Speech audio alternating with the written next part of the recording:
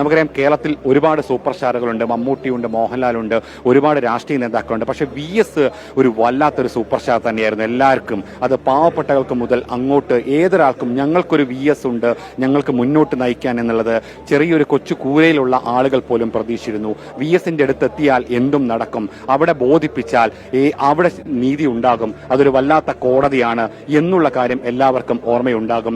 VS പ്രതിപക്ഷ നേതാവായ സമയത്ത് കന്റോൺമെന്റ് ഹൗസിലേക്ക് എത്തുന്ന മാധ്യമപ്രവർത്തകർ ആദ്യകാലത്ത് ഞാനൊക്കെ ഓർമ്മിക്കുന്നുണ്ട്. അവിടെ ഒരു പ്രധാനപ്പെട്ട ഒരു കോടതി തന്നെയായിരുന്നു. അവിടേക്ക് എത്തി VSനെ കണ്ട് കാര്യം ബോധിപ്പിച്ചാൽ VS അപ്പം തന്നെ ആദ്യം വാർത്താ സമ്മേളനം നടത്തിക്കൊണ്ട് അതിൽ ഇടപെടും. പിന്നീട് അങ്ങോട്ട് അതിന്റെ അറ്റം കാണുന്നവരെ ഏതറ്റം വരെയും പോരാടുന്ന ഒരു VS ഉണ്ട്.